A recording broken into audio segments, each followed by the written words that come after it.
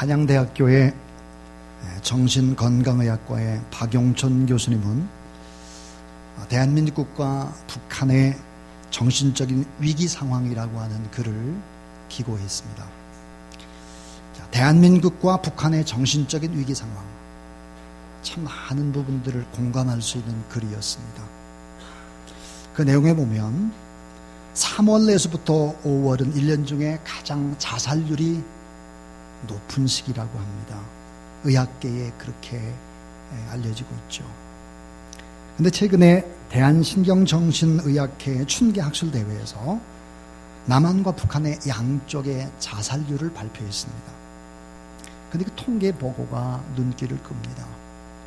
2015년도 세계보건기구 WHO에서 발표한 2012년의 통계를 보면 북한의 자살률이 자세히 나와 있습니다. 북한 남성의 자살률은 기아나 또 리투아니아라든지 스리랑카에 이어서 세계 4위를 기록하고 있습니다. 그럼 여러분, 북한의 여성의 자살률은 어떨 것 같습니까? 전 참 깜짝 놀랐습니다. 세계 1위라고 발표하고 있습니다. 북한의 여성들의 자살률이 세계 1위입니다. WHO의 보고에 의하면 대한민국의 자살률은 몇 위일까? 남녀 모두 6위를 차지하고 있습니다. 사랑하는 여러분, 왜 북한의 여성들의 자살률이 이렇게 높을까요? 왜 북한의 자살률이 남한의 자살률이 이렇게 높을까 하는 겁니다. 전 세계에서 이렇게 높아요. 그 이유는 무엇일까? 놀랍게도 6.25 전쟁의 후유증이라고 하는 그런 이야기입니다. 자, 6.25 전쟁의 후유증 때문으로 분석을 하면서 미국에 관한 예를 들고 있습니다. 미국의 월남전이 끝나고 난 다음에 외상 후에 스트레스 장애를 가진 참전 용사들은 난폭하게 바뀌었고, 심리적 고통과 후유증, 악몽을 꾸거나 치매에 시달리는 사람들이 많다. 전쟁의 공포 때문에 지금도 악몽에 시달릴 뿐만 아니라 사회에 부적응하는 현상들을 나타내보고 있다. 미국이 예를 들고 있습니다. 자, 여러분, 전쟁을 겪은 세대, 그들이 겪었던 정신적인 육체적인 충격은 너무나 큰 것입니다. 자, 그들의 성장의 과정의 문제와 상처받은 어른들이 자녀들을 양육할 때 그 영향력이 고스란히 전달된 것입니다. 여러분, 우리 민족의 장래를 위해서도 다시는 이 같은 전쟁이 이 땅에 일어나서는 결코 안 됩니다. 우리는 세월호라고 하는 이 사건 하나만을 두고 생각해서는 안 됩니다. 더 이상 이런 일이 반복되면 안 되는 것이죠. 왜 그러냐면 나쁜 상처와 나쁜 생각과 나쁜 언어는 전달되기 때문이고, 그것은 아주 강제적으로 유전이 되기 때문에 그렇습니다. 여러분, 인간에게 중요한 것은 여러분 잘 알다시피 겉모습이 아닙니다. 보이지 않는 내면의 세계죠.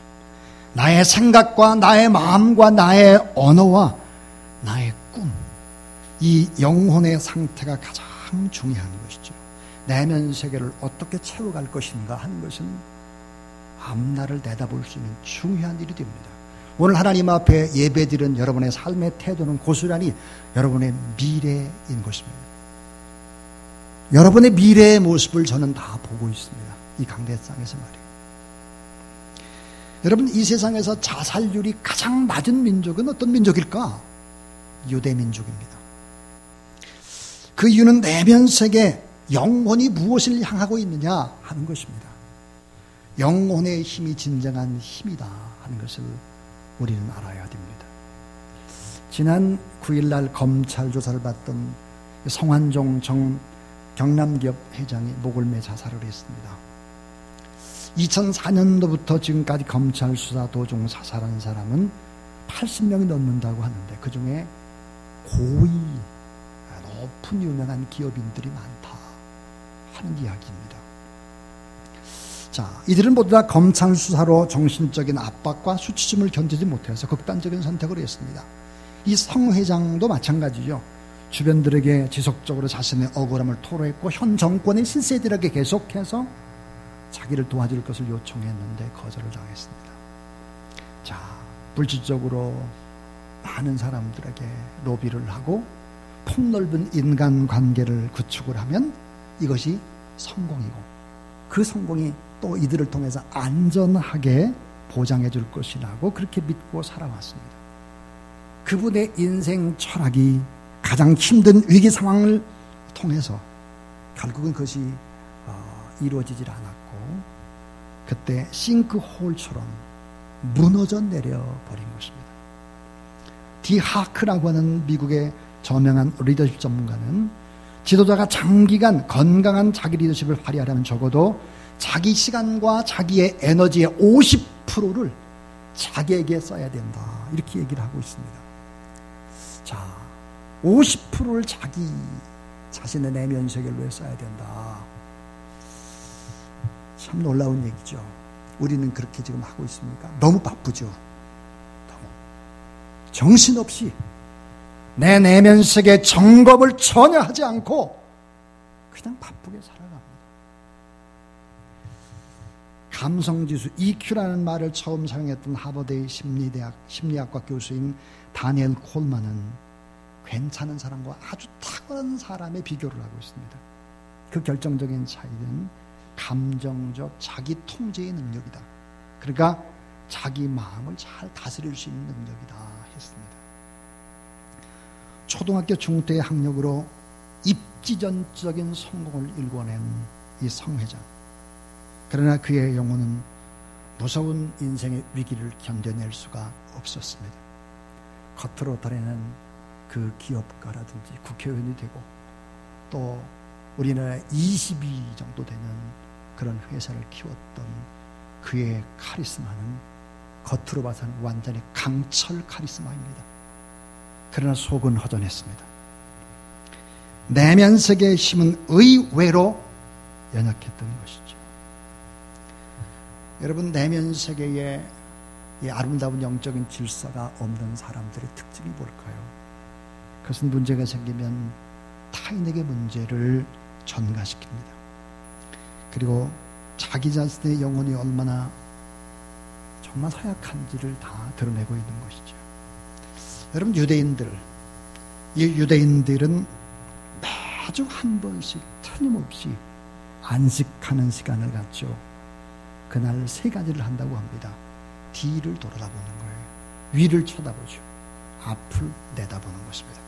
과거를 깊이 반성하고 하늘의 하나님께 감사하면서 동시에 미래를 계획하고 준비하는 시간. 이 시간이 너무나 소중한 것이죠. 성전회장의 시신에 나온 그 쪽지에 적힌 이름들로 인해 지금 메가톤급 폭풍이 휘몰아치고 있습니다. 혐의를 받고 있는 이 권세에 있는 분들, 이 무서운 폭풍을 이겨낼 만한 영적인 힘, 영혼의 힘, 내면의 힘을 가지고 있는지 묻고 싶습니다. 체코의 속담에 이런 말이 있습니다. 겨울이 우리에게 묻는 날이 있으리라. 여름에 너는 무엇을 했느냐고. 겨울이 우리에게 묻는 날이 있으리라. 여름에 너는 무엇을 했느냐고. 저는 이번 한 주간 동안 꿈과 현실 사이에서 이런 제목으로 각기 다른 3번의 설교를 하려고 합니다. 자, 꿈이 있습니다. 이 꿈이 성취되기 위해서는 오늘을 무엇으로 채울 것인가 하는 것입니다. 하나님의 언약이 있습니다. 이 언약이 성취돼야 되는데 이 중간의 시간을 어떻게 써야 할 것인가 하는 것이죠. 시간은 흘러가는 것이 아닙니다. 시간은 고스란히 쌓여지게 되는 것이고 저축되는 것이죠. 인생은 시간인 것입니다. 아주 중요한 것이 있다면 꿈입니다. 근데 그 꿈이 성취되는 그런 과정의 시간들을 어떻게 보내야 되느냐, 그런 얘기를 하려고 합니다. 자, 여러분, 꿈이 얼마나 중요할까요? 꿈 참 중요합니다. 자, 잊혀진 질문이라는 책 속에서 이런 얘기를 하죠. 꿈이 아닌 거라고 할지라도 꿈이라고 생각하고 그걸 붙잡고 꿈이라고 우기라는 거예요. 꿈이 아닌 걸 붙잡고 꿈이라고 막 우게 되는 사람과 꿈이 없는 사람과 그래도 꿈이 아닌 걸 붙잡고 우게 되는 사람이 더 인생이 낫다는 거예요.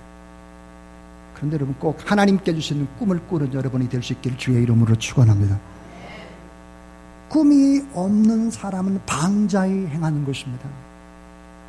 꿈이 없는 백성이 결국 망할 수밖에 없는 거죠. 자, 오늘 저는 4가지 얘기를 드리려고 합니다. 그 첫 번째가 뭘까? 따라하세요. 하나님은 꿈을 꾸시며 꿈을 통해서 새로운 미래를 창조하신다.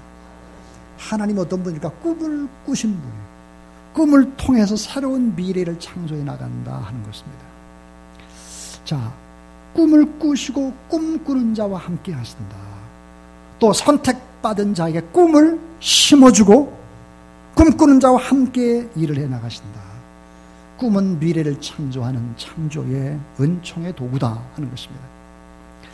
그래서 이 꿈을 통해 새로운 역사를 하나님이 만들어가는데 그 창세기 1장 1절에 보면 태초에 하나님이 천지를 창조하시니라 이렇게 선언합니다. 어떻게 천지를 창조했을까? 이 꿈을 어떻게 이뤘을까? 창세기 1장 2절에 보니까 천지 창조의 모습을 이렇게 말합니다. 땅이 혼돈하고 공허하며 흑암이 깊음에 있고 하나님의 신은 수면에 운행하시니라 그랬어요. 그러니까 위대한 꿈이라는 건 어디에 시작이 되느냐? 편안하고 안락한 삶의 자리에서 꿈이 시작되는 것이 결코 아니라는 거예요. 따라하세요. 위대한 꿈은 혼돈과 공허와 흑암 속에서, 그렇습니다. 혼돈과 공허와 흑암 속에서 탄생되는 것이 사실은 꿈인 것이죠. 꿈은 고통 중에 탄생을 합니다. 절망과 좌절과 슬픔 중에 탄생을 하죠. 하나님은 혼돈 중에 질서를 꿈꾸셨고 공허 중에 충만함을, 흑암 속에 찬란한 빛을 탄생시켰다 하는 것이죠. 여러분, 성령은 뭘까요? 꿈을 갖게 만드는 것이 바로 성령입니다. 그래서 자, 꿈을 꿀 수 없는 사람인데 꿈을 갖게 하는 것이 성령이에요. 자, 성령은 이룰 수 없는 꿈을 꾸게 하고 이룰 수 없는 사랑을 하게 하고 그리고 싸워 이길 수 없는 적군들에게도 싸우게 하고 견딜 수 없는 고통도 견디고 참을 수 없는 실패도 결국은 극복하고 여러분 잡을 수 없는 별들도 따려고 도전하게 만드는 것이 바로 성령입니다. 그래서 성령이 임하게 되면 나타나는 현상이 뭘까? 자녀들은 예언할 것이요 젊은이들은 환상을 보고 노인들은 꿈을 꾸기 시작한다. 남종과 여종에게 성령이 임하면 꿈을 꾸기 시작한다 그랬습니다. 여러분, 예언과 환상과 꿈이라고 하는 이 말은 다 헬라어로 원문이 같습니다. 꿈입니다. 꿈. 하나님이 주시는 꿈, 그것은 비전인 것이죠. 꽤 오래전의 얘기입니다. 교회가 크지 않았을 때 전교인 체육대가 있을 때 배구 코트, 여러분 농구 코트, 족구 코트를 그리잖아요. 이렇게 처음에 이렇게 이제 물을 파고 거기다 물을 붓고 그 햇가루를 이렇게 뿌립니다. 근데 우리 전사님이 그리는데 삐뚤빼뚤인 거예요. 그래서 제가 그러죠. 전사님 여기 계세요. 내가 저쪽 끝에 있을 테니까 전사님 땅을 보지 말고 고개를 들고 나를 쳐다보세요. 나를. 그리고 거보세요. 나를 쳐다보고 고개를 들고 이거 했더니 따뜻해졌거든요. 땅만 쳐다보지 말고 고개를 들어서 하나님을 쳐다봐야 되죠. 여러분, 왜 우리 인생이 자꾸 삐뚤빼뚤해질까요? 왜 자꾸 돌아가? 그것은 바로 멀리 바라보는 꿈. 하나님이 주시는 꿈이 없을 때 많은 시간을 낭비하게 되는 것이죠. 삐뚤빼뚤하게 됩니다. 결국은 꿈이 없을 때 방자하게 여기저기 돌아다니면서 시간을 낭비하게 되는 것이죠. 영혼을 낭비하는 것입니다. 꿈이 없는 백성이 망하는 것입니다. 그래서 꿈은 너무 중요하다. 하나님은 사실은 천지창조를 어떻게 했느냐? 꿈을 꾸시다. 또 꿈을 통해서 새로운 미래를 창조해 나가는 것이 바로 하나님이시다. 두 번째 얘기입니다. 두 번째는 이 진정한 축복의 시작은 하나님이 주신 꿈을 꾸고 그 꿈을 마음속에 품는 것입니다. 하나님은 아브라함을 부르셔서 하나님의 말씀을 씨앗으로 심어주셨고 축복의 근원으로 삼으시려는 꿈을 말씀해 주십니다.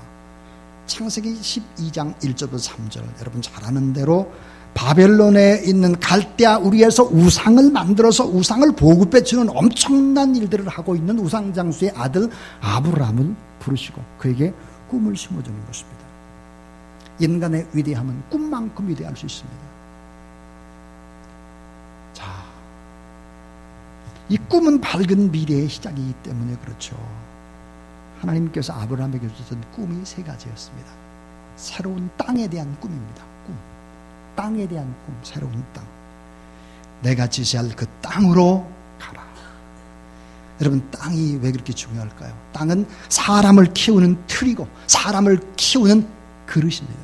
그것이 땅입니다.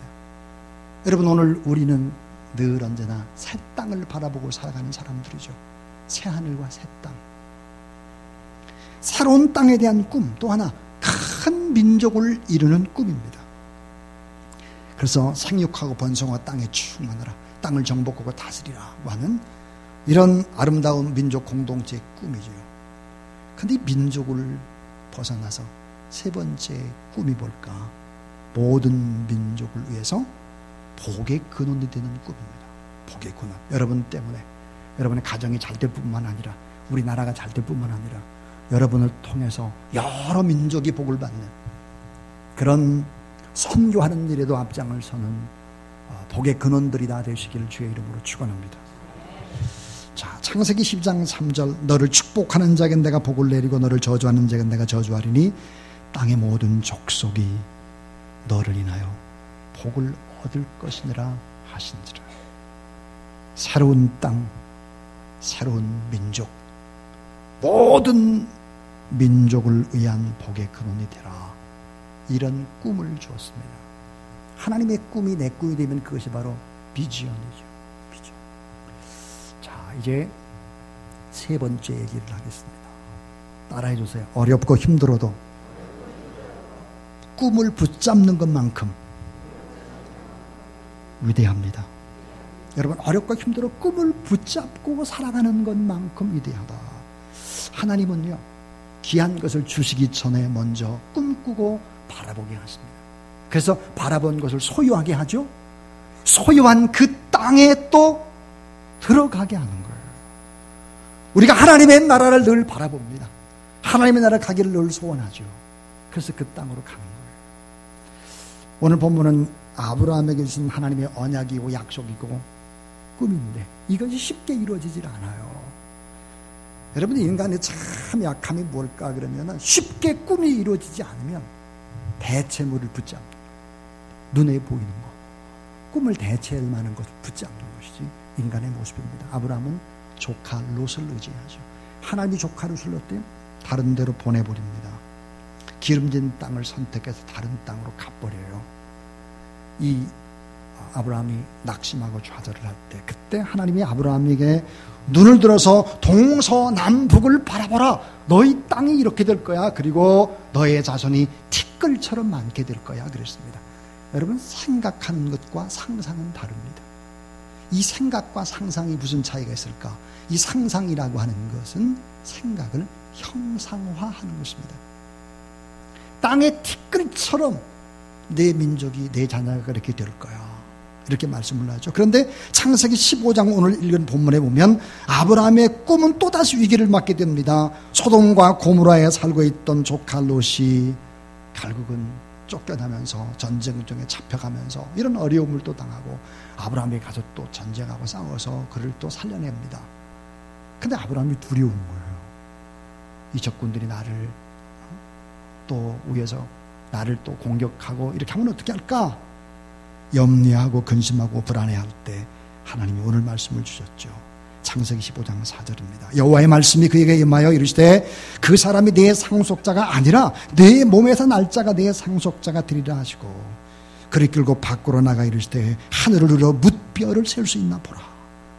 또 그에게 이르시되 내 자손이 이와 같으리라. 아까는 뭐야? 티끌을 보여줬는데 이번 밤하늘의 별을 보여주는 것이지. 자, 인간의 이런 연약함 때문에 하나님의 계획이 자꾸 지연이 됩니다. 하나님은 아브라함에게 아들을 주시고 그 아들을 통해서 민족, 또 그 민족이 결국은 축복의 근원돼서 세계 민족을 구원하는 그런 꿈을 가지고 있는데 이 약속이 쉽게 이루어지질 않아요. 왜 그럴까요? 자꾸 대체물을 붙잡기 때문에 그래요.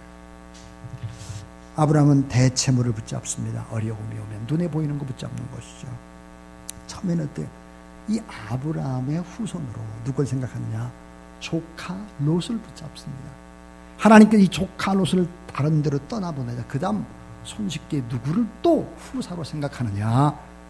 그것은 바로 충성된 자신의 종인 엘리에셀을 붙잡습니다. 하나님이 엘리에셀이 후사가 아니라고 하니까 이번에는 어째 사라의 몸종 하갈을 통해서 이스마엘을 또 낳게 되는데 이스마엘을 또 붙잡는 거예요.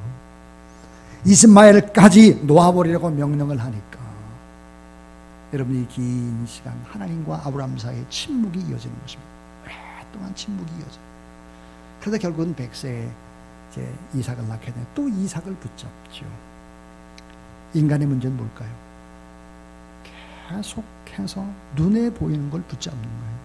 돈을 붙잡고 사람을 붙잡고 그러는 것이죠. 그때마다 하나님은 사람은 네가 붙잡아야 될 세상이 아니고 하나님을 의지하라고 하는 것이 하나님의 뜻이죠. 성환종 정 경남기업 회장이 자살 직전에 처절한 몸부림이 언론에 다 공개가 되고 있습니다. 사람을 붙잡은 거죠. 내가 이렇게 했는데 내가 이렇게 도와줬는데 네가 어떻게 사람을 붙잡으려고 한 거예요.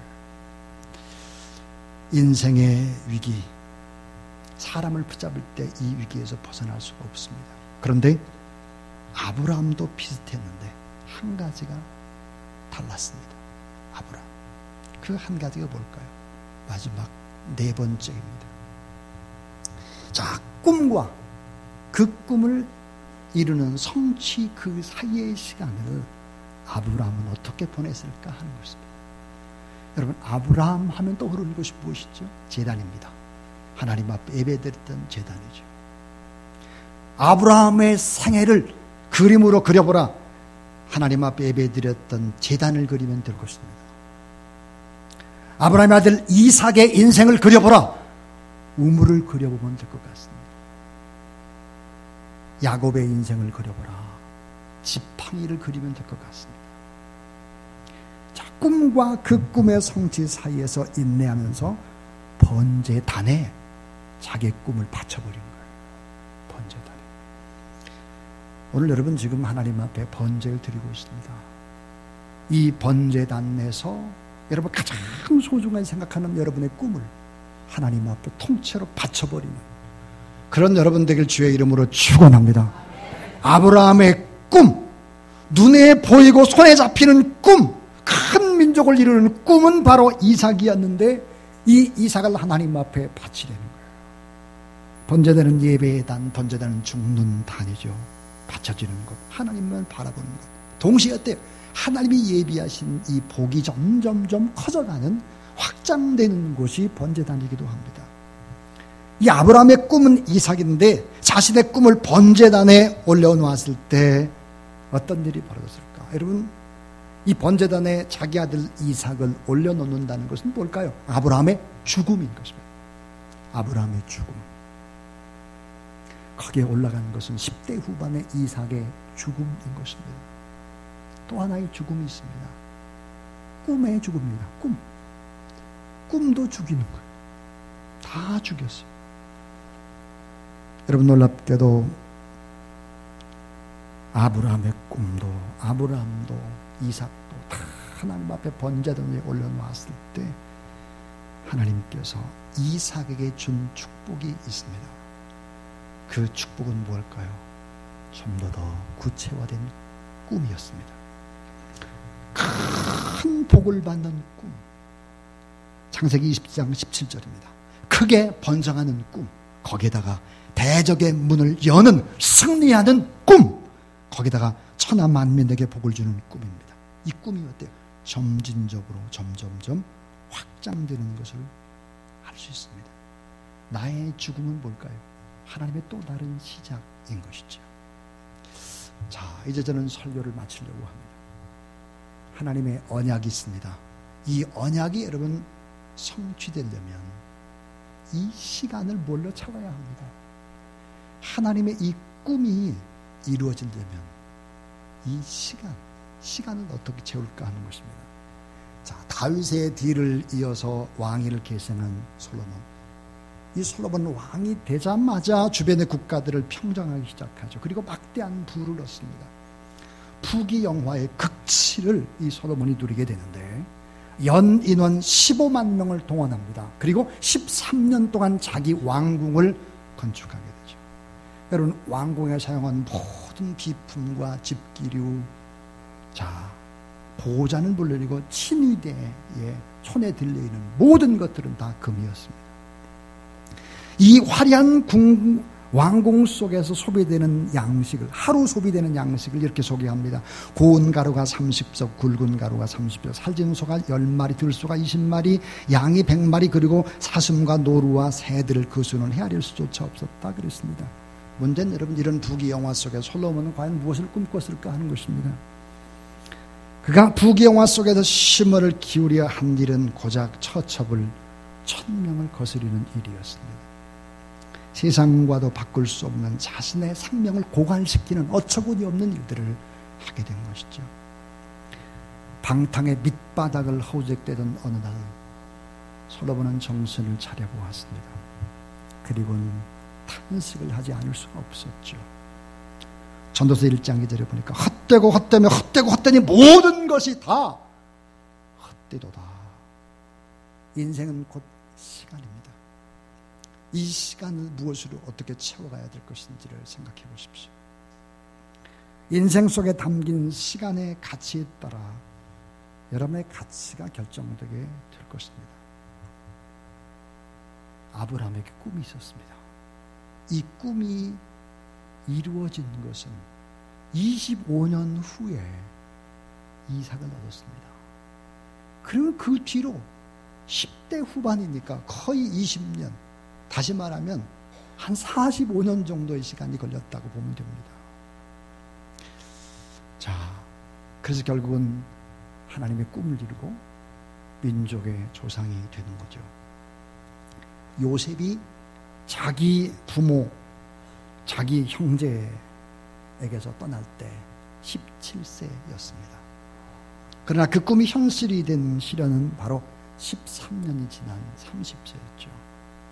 자, 13년이란 이 기간 동안 요셉이 눈물과 형극의 세월을 보냈던 것은 두말할 나위 없습니다. 목숨을 바뀌는, 저런 감옥에 갇히는, 죽음을 왔다 갔다 하는 이런 과정들을 거치게 되죠. 모세는 여러분 40년이라는 시간을 미디안의 광야에서 보내게 됩니다.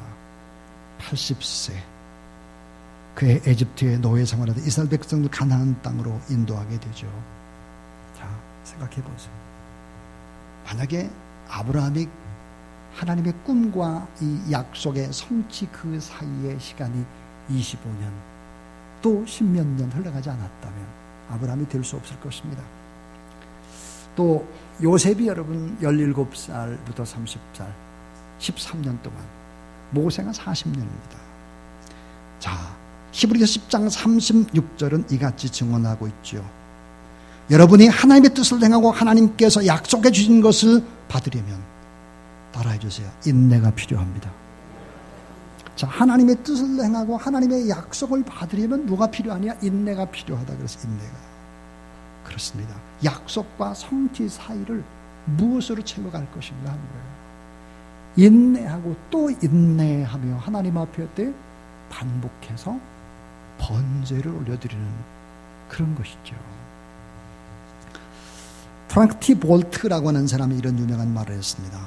반복을 소홀히 한다면 당신은 최고의 스승을 무시하는 것이다. 반복은 하나님이 주신 꿈을 우리의 의식에 뿌리 내리게 하는 하나님의 지혜다 그랬습니다. 우리는 지난주에도 예배를 드리고 오늘 이 자리에 또 예배를 드립니다. 하나님 앞에 반복하는 것이죠. 아브라함, 그는 긴 시간 동안 인내를 했습니다. 근데 하나님 앞에 늘 언제나 예배라고 하는 번제단에 엎드렸던 것이죠. 반복한 것입니다. 여러분, 왜 요셉은 13년이고 왜 모세는 40년이고 왜 아브라함은 25년이고 이렇게 됐을까 하는 거예요.